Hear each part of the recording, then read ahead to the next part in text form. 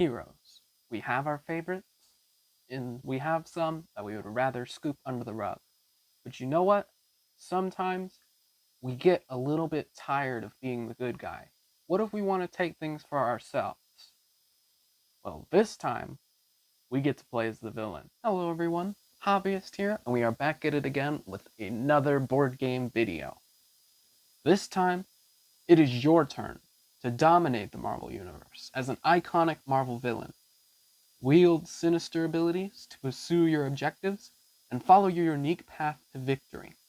Use your villain guides to master the game with Thanos, Hela, Killmonger, Ultron, and Taskmaster. So, before we get started on how this board game exactly works, make sure to hit that like button and also to subscribe. Share the video too. I would love to get some discussion and interactions with you guys. And make sure to hit that bell icon, because with this particular game, with how complex it can be, I'm going to split it into 3 parts for 3 different levels of gamers. I'm going to do a tutorial for this video, just kind of introducing all the concepts, not going too crazy, but giving you enough information to see if this is something that you would like. This is definitely similar to Disney Villainous, but it's definitely got its own set of mechanics that help it stand out from Disney Villainous. So let's go ahead and get into the introductory tutorial. Whether you're playing a 2-player game, or if you're playing with as many as 4 players, there are 5 villains that you get to choose from. The first of which we have is Ultron. And for each of the individual components, we have 5 movers that represent your villains. So this is the Ultron. Then we have Thanos. We have Taskmaster.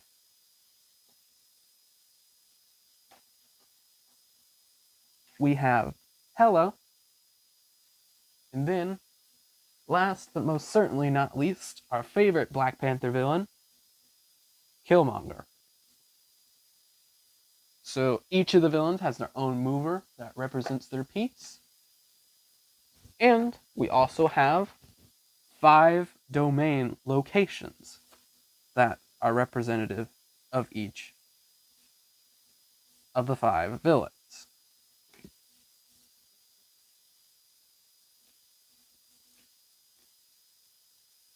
Of course, at maximum, you're only ever going to use 4. And for the sakes of this video, to not make it too complicated for you guys, I'm going to leave Thanos out of this tutorial, because he's a little bit more complicated in what you have to do, and as far as strategizing for his character and how it affects the overall gameplay. So we're going to leave Thanos out of this one, so let's start getting into what the setup for Marvel Villainous starts to look like. When you are starting your setup for Marvel Villainous, you simply first select which of the 5 characters that you're going to play as, which in my demonstration I'm going to be Killmonger. And when it comes to characters, the domains just simply sit like this. They act as your own board piece. Each of the individual movers that represent your character are going to sit right on their picture, just like such. And there are other components that I need to show you guys in order to kind of get a scale of everything. So, before we get into how the rest of the mechanics work, I first got to explain to you the cards. So, each and every single villain in this game, regardless of who you pick, is always going to get their villain guide. Their villain guide specifically explains their characters, as far as their abilities, their objectives, and any further details regarding their specific playstyle. That's going to sit in front of you to be your source of reference. Then, just as a friendly reminder, you're going to get a reference card. Reference card on the front is going to have a bunch of text. It's going to tell you what each of the objectives of each of the individual villains are, which I'll explain in greater detail. So the first thing that you're going to do when it comes to setup is that you're going to set this nice, beautiful blue vault right in the very center for everyone to be able to grab. Inside of this vault are a couple of different tokens. So first, you got this power token right here. There are 40 of these in total, and this is going to be your currency that you're going to constantly be using throughout the game. But I'll get into greater detail on this a bit later. These are strength tokens that also play a role into the way that you play. And it has a +1, and on the back, it has a -1, which I'll get into further detail on.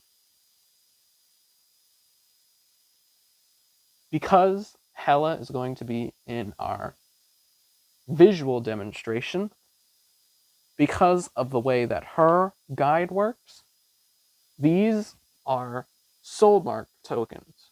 There are 15 of these. These simply just go inside of the same vault location as the power tokens and the strength tokens. Some other notable setup instructions that you have to follow is that this right here is the fate deck. This is going to be a thing that's constantly going to be used to either help yourself be able to get closer and closer to your objective, or it's going to be able to contain some things that are going to be able to sabotage the other players around you and to make their obstacles a bit more different. And when it comes to the fate deck, there are only 3 kinds of cards that are going to be possibly drawn. You're either going to get effects, and the other quote-unquote 3 to 4 to 5 things that you're going to be able to get is that there's going to be heroes that are going to be coming after you. And the thing that's specific with each of the individual heroes is that you've got some that are not marked with any particular logo, meaning that they're just heroes that exist within the confines of any game, regardless of what it may be. So, for example, we've got the Incredible Hulk here. He is just a hero that's going to be able to stop you regardless of whatever game you play with. If you hadn't noticed, each of the individual cards that aren't blank like the Hulk, or like Thor here, have individual symbols at the bottom right corner. Those symbols indicate the villain, which you can use your reference card to find out which symbol goes to which villain.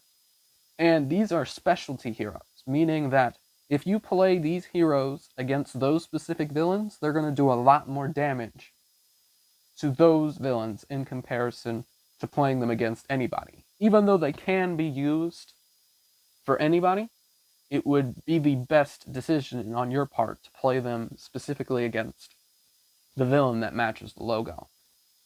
And each one has their own individual logo, different text and that sort of thing, and you kind of play with that as it happens.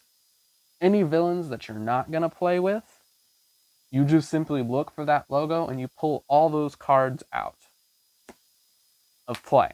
So that way you're only playing with the villain stuff that is specific to the villains that are in your particular game. Because we are doing an introductory video for this time around, you don't have to worry about events. Don't worry about it at all. I'll explain those in the next video when we get into a step up above in regards to how everything plays. And these are Thanos' Infinity Stones, but we don't have to worry about that because we're not messing with Thanos in this particular video, just to keep it simple for you guys. In addition to arranging your fate deck that accommodates for the characters that you're playing as, the soul markers, since we have Hela in our game, regardless of which character that you pick, Each character, in addition to receiving your own villain guide that's going to explain everything as far as how their mechanics work, and a reference guide, each villain also has their own deck of 30 cards. So each individual deck is going to possess 4 different kinds of cards that can be played depending on certain conditions and circumstances. The 4 kinds that are available to you are allies, which these guys are the ones that are going to be helping you in fights and battles, which I'll explain a bit more of in greater detail. And they're generally on the cheaper side of things, and they're generally the most useful to you. In addition to having allies that are able to help you out, we also have effects. Effects can affect your allies. They can affect other domains, your personal domain. It might play in battles against heroes. They're generally little boosts or little dampeners, depending on what it is that is in line with your specific villain. The next kind that we have is we have items. Now, items, 90% of the time, are going to need to be carried by other allies in order for their use to be optimized to their truest potential, but sometimes they might affect the actual individual spaces themselves, and I'll explain in a greater detail how these spaces work.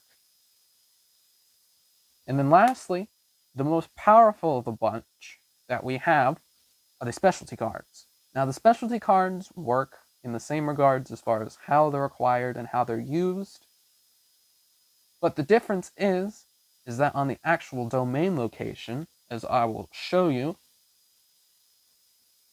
it has its own slot. So whenever your specialty card is in play and you use it,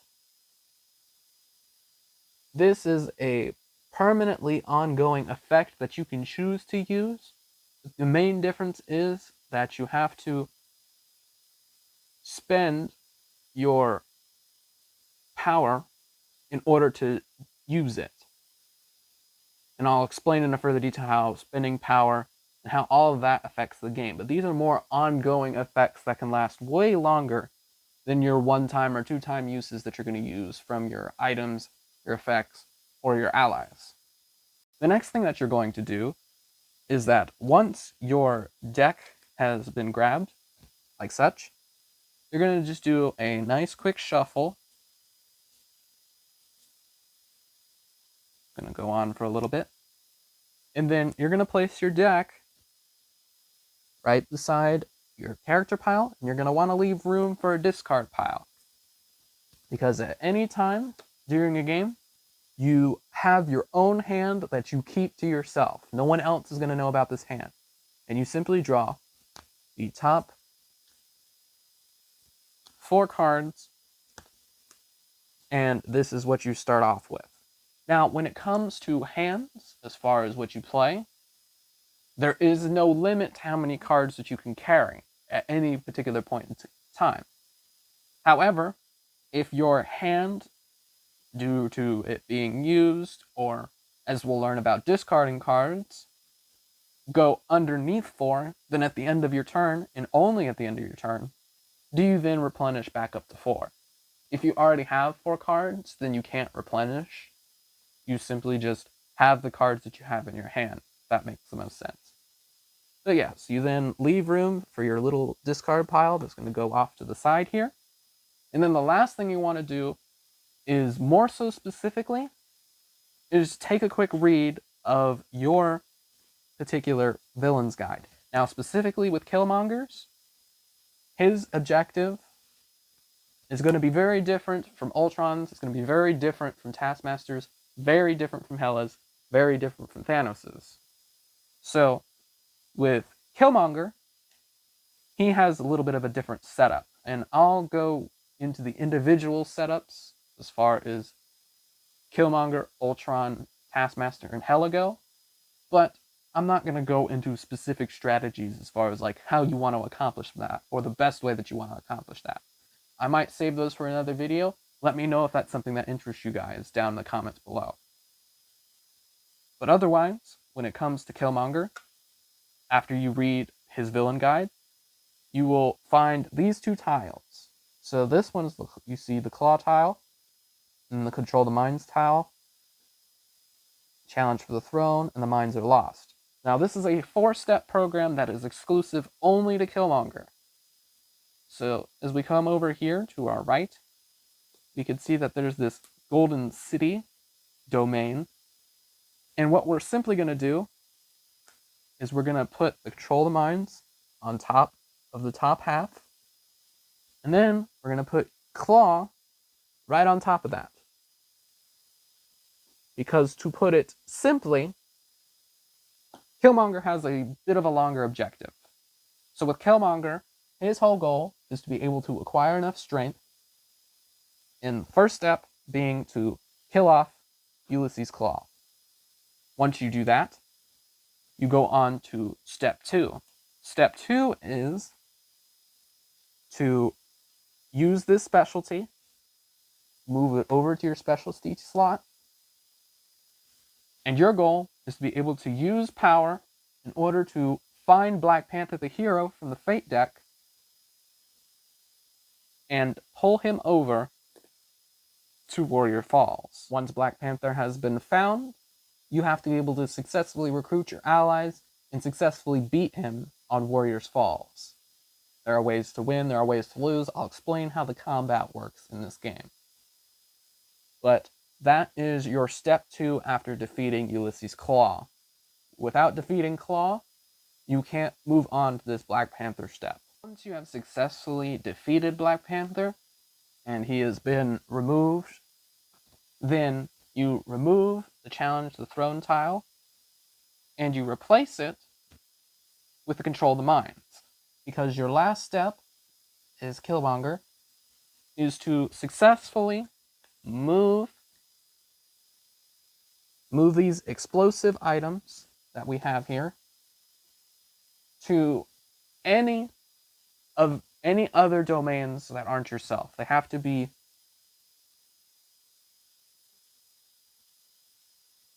they have to both be in a different domain. So that is going to be your next objective after that. However, there are ways inside of the Fate deck itself to where it is very much possible that Black Panther could come back.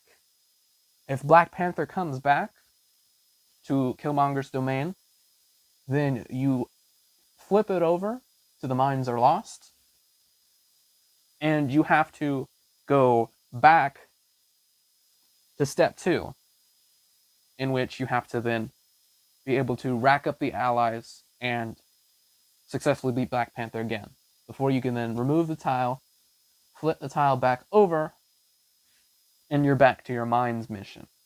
And then once Killmonger has successfully moved explosives, both of his explosives, to any domain that isn't his, and he successfully removed them and detonated them, he's won the game. So it is definitely a bit more complex with his, but now let me go ahead and show you the other objectives, just to kind of give you an idea of what players are looking at, and not necessarily any particular strategies that you yourself might come up with. While Killmonger is working on his vendetta and is trying to do what he needs to take over his domain, Hela's got a very separate objective in comparison. So, of course, as usual, you're going to have your own specific deck that is going to match Hela. You're going to have your own hand of 4 cards. You're going to have your reference card that is going to remind you of the various bases, what they do, and the logos and who they go to, and also the objectives of the other villains. So if there's anything inside of this video to where you have your own game in front of you and it gets a little bit confusing as far as objectives, or you need any little reminders, use these 2 things. These are very good resources for you to have. So with Hela, her setup and as far as her abilities and how things work are all going to be explained in there. But with Hela, her whole objective is to have 8 allies, and remember, allies are a kind of card that we might be able to get. inside of our villain deck. And we need 8 of them in total, spread out across Hela's domain. We also need 8 soul markers. And like I said, with Hela's specific villain guide, it's going to explain to you the ways in which you are able to acquire these soul markers. But you need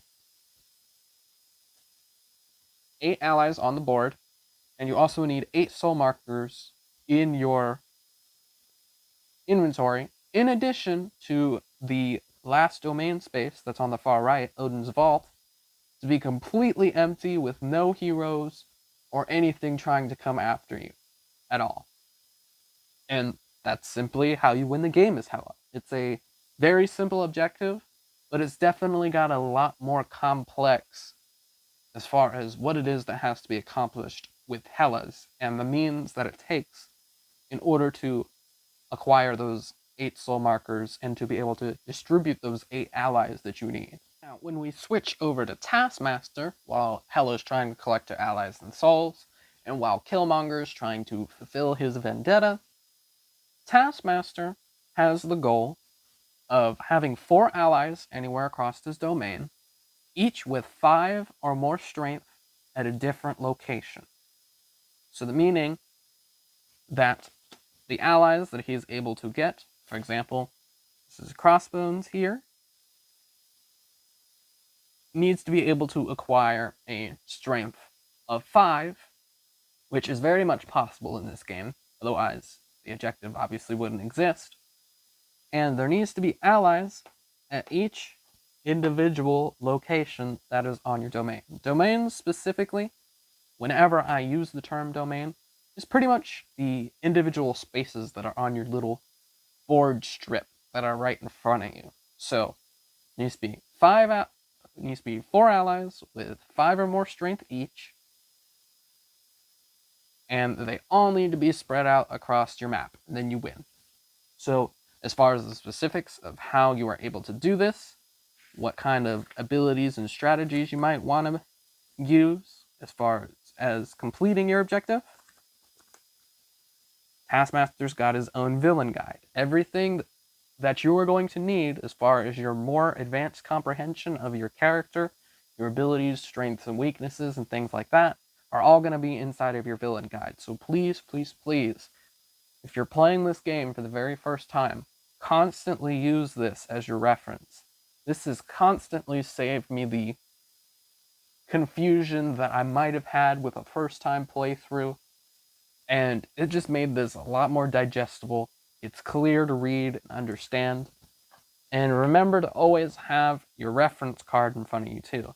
That way, if you ever forget, your objective is firsthand marked on the board, right where your starting location is going to be, and all the objectives are marked right on the back of your reminder card. So you have 2 places in case, for whatever reason, you forget. Like every other villain that we've covered so far, they have their own deck with their own assortment of effects, items, specialties, and allies. And you each start with 4 cards in your hand that are able to do a certain amount of things for you. And that simply covers Taskmaster. So at the same time that Killmonger is carrying out his vendetta, the same time that Hela is trying to acquire her soul marks and place her allies anywhere and make sure that Odin's Vault has absolutely nobody inside, and at the same time that Taskmaster is trying to get his allies and to strengthen them up and make sure that they're all spread out, we now have Ultron. Now, Ultron's is definitely very simple, and there's not as many steps in comparison to the other characters. But the way that his work are a little bit more tricky. So his whole goal, simply put, is to reveal Age of Ultron. How his specific setup, how his cards and strategy work, are all inside of his very own villain guide. Make sure that you are constantly reading everything that you need to, as far as how it all sets up, what each of the individual upgrades is able to do for you, maybe any special cards or anything that might be able to hurt you if players are trying to use it against you, and maybe give you an idea of how to work around it. All of that is, again, inside of your villain guide, so constantly use this as a reference as you're playing. And of course, you're going to get your reference card.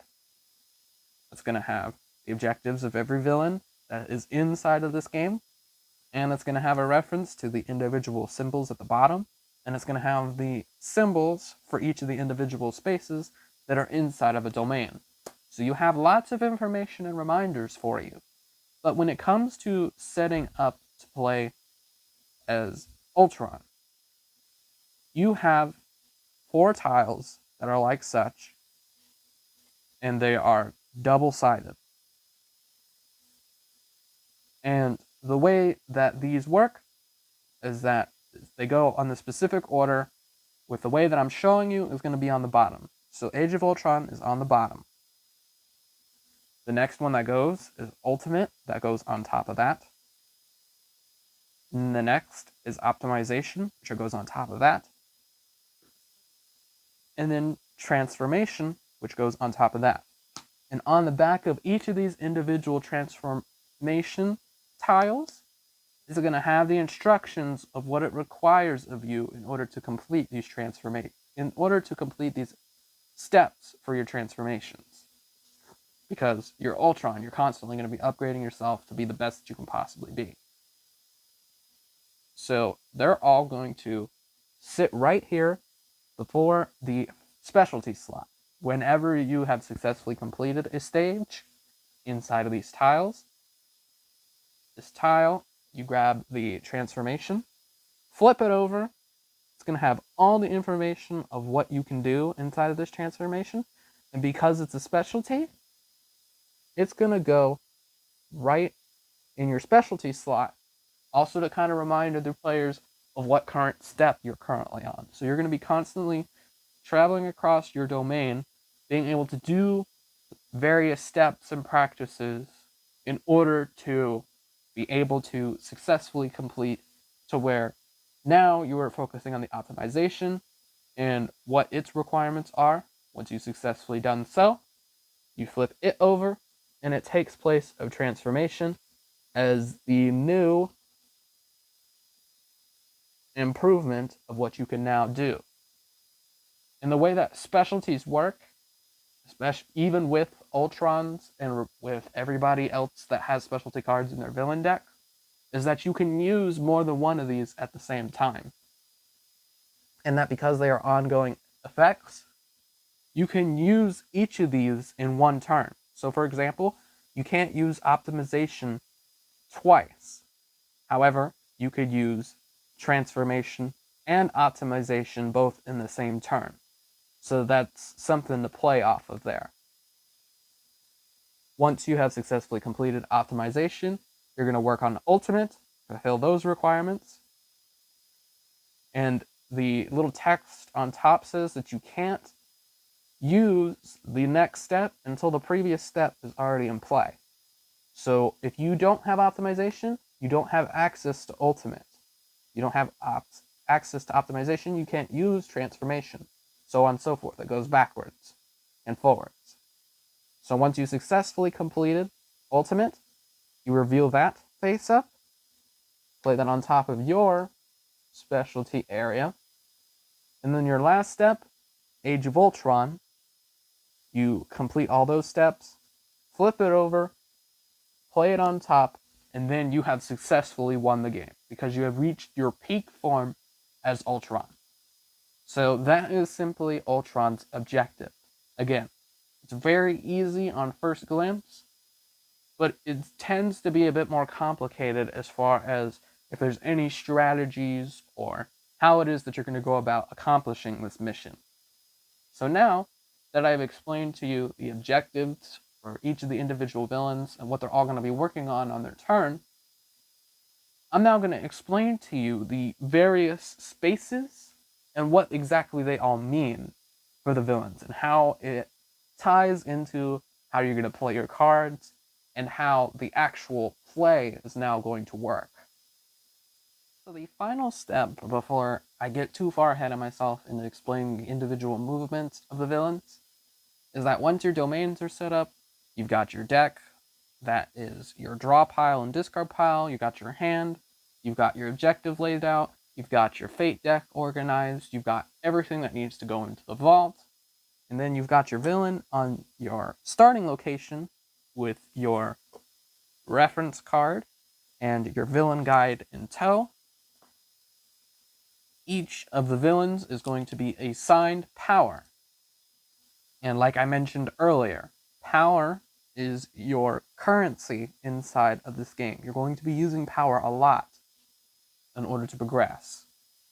So the way that it works inside of a 4-player setting is that the first player is going to be determined by, as stated in the rules, whoever was the last person to read a comic book. So discuss among your friends when was the last time you read a comic book or something like that, and then they are the ones who get to go first. If you want to determine by dice roll, or whoever's the most experienced to go first, or the least experienced, you can do it that way too, but I think the comic book way is just a little bit more fun. So after determining who goes first, the first player gets no power at the beginning of the game. The second player gets 1 power, and then the third and fourth players that are to go are going to start the game with 2 power each. So there's definitely some drawbacks when it comes to being the first player, and then that is your official setup. You are officially done with setting everything up. There's nothing that needs to be missed inside of this introductory game. I'm not going to go into the other components that are going to make this more complicated. I'm just going to keep things simple for you guys. So, very next step is on every turn. So we're going to go through a run-through of a Killmonger turn. Of course, we have our top 4 cards that we're going to be working with. And the way that it worked here is that we are going to pick any location down here at the bottom that we want to go to. When you are first moving, you can go to any location that you want. However, you cannot stay in the same location when it comes back to your turn. When you have arrived at your destination, you have 4 things that you are able to do in any order that you wish. So this top left symbol inside of the Institute of Technology is a play a card symbol. So whenever you use that symbol, you can play a card. And like I said, in order to play a card effectively, regardless of what kind of type it is, you need to spend the appropriate power in order to use it. Allies in specific, they have a cost, and all cards have the cost indicated by this number at the top left-hand corner of the card. And that is going to explain to you the cost. And then, of course, it's going to have a line of text of what you can do with the card once the card has been activated and paid for. And then it's going to have maybe any restrictions that it might have as well. Specifically with allies, and specifically sometimes with heroes, the strength is indicated by this number on the bottom left-hand corner. So Wakabi here is going to cost 2 power in order to play. He's going to offer these abilities for you. And he is going to offer a strength 3. So, for example, let's just say in our demonstration down here, that claw was already gone, and that we were focusing on our second phase of our plan with killing Black Panther. Then, with us being the first player, we could come to our first step here. This symbol right here with the numbers indicates how much power you get from that location. So it's going to be 3, 1, 2 in the various spots. And then you just simply reach into the vault and grab your 3 power. Each of the individual spaces, depending on how many of the same symbol you have is how many times you're able to use that action within that turn. So we spent our 3 power, and we have 2 actions to which we can, or we don't have to, spend power in order to use cards. So if we're on our second step here, maybe we want to spend 2 power to put Wakabi onto the field.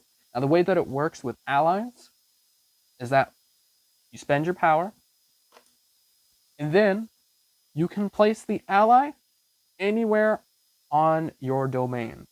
Doesn't have to be the one that you spent it at. It could be next door, it could be all the way over, doesn't matter. It can be placed anywhere. But the way that it works is that for the stuff that you place, it goes on the bottom slot here, like such. So now Wakabi is inside of the Institute technology. And then we spend our remaining actions, where we would only have 1 power left.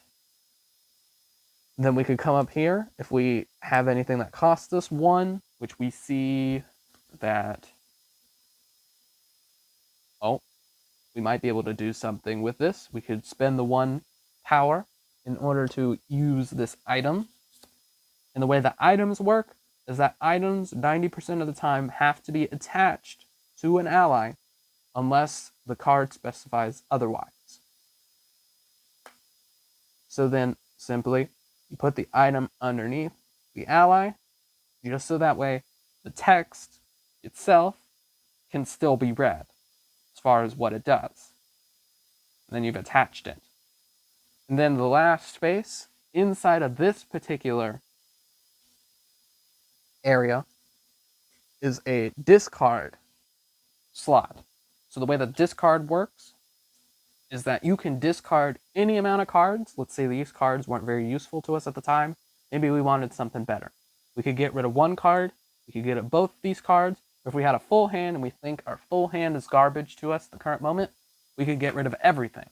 This is able to help you start cycling through cards, get the items and the cards that you need in order to play more effectively and get closer and closer to beating your objective.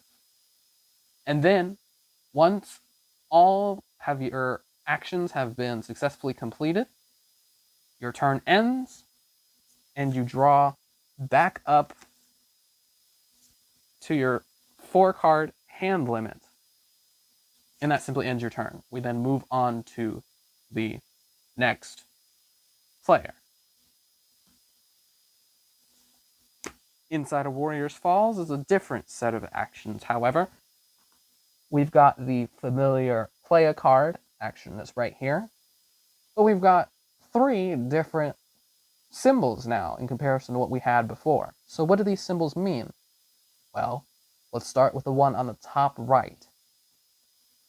So the top right symbol that we have is the fate symbol. And what that simply means is that whenever you are at a fate location and you decide to go to that space, you then draw the top card of the fate deck.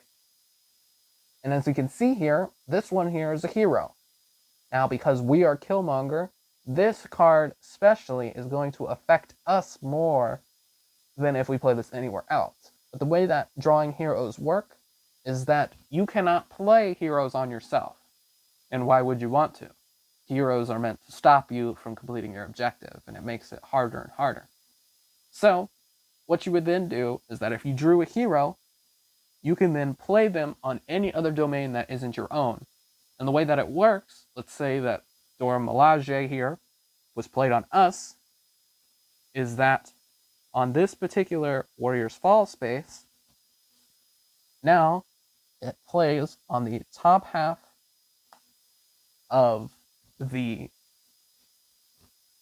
domain, and now we're blocked off until this hero gets defeated, meaning that now we only have 2 actions inside of this one space because we now have an obstacle in front of us.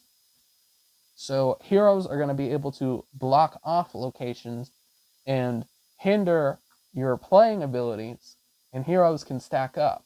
So if we say we have Wasp and Dora Milaje, we can play them on top of each other like such. And now there's more than one hero that's going after that particular space and location, making it more and more difficult to be able to pull them off of that particular space. Each hero sometimes is going to have its own set of abilities, which you just simply read the text here, and it'll explain to you how it all works. Bottom right logo indicates if they're a specialty hero or not. So with Wasp here, for example, she was going to specialize more against Ultron than she will with anybody else, but she's still a hero that can be used in other areas. And then this bottom left number is the strength of the heroes. So Wasp has a strength of 3. Dora Milaje has a strength of 2. However, as we can see in the middle of this Dora Milaje logo, if we are trying to fight and remove Dora Milaje from this particular space, that shield logo means that we have to attack her first. So now, let me get into detail as far as how vanquishing or removing heroes from those spaces work. So coming back with our Wakabe example, as far as trying to remove heroes works, it's actually very simple. All you gotta do in order to be able to remove a hero is to be able to either match or exceed their strength. So as we can see here, Wakabe has got a strength of 3, and Dora Milaje's got a strength of 2. So we could simply use him in order to take out Dora Milaje, which is very simple enough. Or, what we could do if we needed to, if Dora Milaje was too strong and our enemies were too weak, we can add and combine the strength of Wakabe and Dog of War to create a strength of 5 and attack any enemies that might have a strength of 5 or 6 in order to take them out. Whenever you do successfully take them out, let's say we're going to use Dog of War here to take out Dora Milaje, because Dora Milaje has a strength of 2, Dog of War has a strength of 2. Then how it works, unless specified on the ally card, is that the card that you use to sacrifice the vanquish or removing action goes back in the discard pile, and Dora Milaje, or the hero that you have beaten in question, goes into the discard pile. The only way that you are able to do this successfully is through this bottom space here on the bottom right, which is known as the vanquish space. And that is the only way that you are able to engage in battle with other heroes, or, depending on the villain you're playing as, be able to engage other domains, which I won't explain in this video. So that is the way that this space works in particular, as far as battling out heroes. And of course, you keep constantly battling heroes until there are none left. If Wasp was the last hero that we had, and we decided on our turn that we were going to move to Warriors Falls, and we wanted to vanquish Wasp, we then use Wakabe because he matches Wasp, and they both go to the discard pile. Whenever the last hero is beaten, and the spaces that were covered up are revealed, that reveals bonus actions that you can now take. So you can start comboing and chaining out of those as well. So that way, not only are you freeing yourself up and freeing up the space, but you are able to better take advantage of any cards that you might be trying to play or trying to rearrange in order to get closer and closer to beating your objective. The last card type, the last action type that is on a domain is the activate ability. So the way that activate works, let's say we're going to come over here to the Great Mound with Killmonger. We collected our 1 power, because that's what this symbol is a gain power symbol. We used any cards that we wanted to that might have been able to help us out, whether it was being able to fly in Black Panther or being able to beat him up, things like that. We discarded any cards that we didn't need to, and now we came over to this activate. There are items and effects, especially specialty cards, that are going to have that activate symbol. And the way that it works is that 90% of the time, you're going to be paying power in order to activate that card or that specialty. And they're going to be able to provide an assortment of different things for you Sometimes it's going to be even more power boost, or it might be able to, specifically with the challenge for the throne for Killmonger, be able to summon Black Panther, regardless of if he's in the discard pile or if he's still in the deck. So that way you are going to be able to fight him and get closer to beating your objective. And that is simply all of the types that you're going to be able to play inside of Marvel Villainous. It might be easy when it comes to defeating heroes and being able to execute your objective, maybe do any sort of sabotage plays or anything like that. Sometimes, depending on circumstances with effects or items, or the way the allies and heroes work out, is that they might be able to boost their stats. So, with Wasp having a strength 3, it's very possible that there are heroes that are able to help gain strength, or there might be effects that you have that decrease strength. So, when you increase the strength of a hero, you use these markers here, and you simply place it right on top of the card. So now, Wasp, based on that, now has a strength of 4, making it a bit more difficult to defeat. It might require more enemies to burn through in order to remove that hero from that top section. At the same time, if it is reversed and you have something that takes away its strength, then on the opposite side it has a -1. So now Wasp has a strength of 2. But if we manage to get this hero down to 0, that's 3, that is 2, this is 1. Now Wasp has no strength whatsoever to fight. Then that simply means that the card still remains on the face. So if we have it up here, it's still blocking whatever it is blocking on the top half of the cards, and the top half of what actions that you are permitted to take if you decide to go to that location. However, it makes it way easier to defeat because any allies that you use to vanquish over at Wasp's location, now remember, when it comes to the individual spaces, any of the actions that you decide to take don't have to happen in your particular space. If there are any allies that are in other domains, you can use the actions that are in your space to affect those areas, and you can affect the other spaces that are inside of your domains. So the Vanquish that was at Warriors Falls, you don't have to just use at Warriors Falls. You can use that to order cards to Vanquish at the Institute of Technology, or at the Great Mound where Wasp is, or at the Golden City. So you can crisscross in various means and kind of expend yourself a little bit more.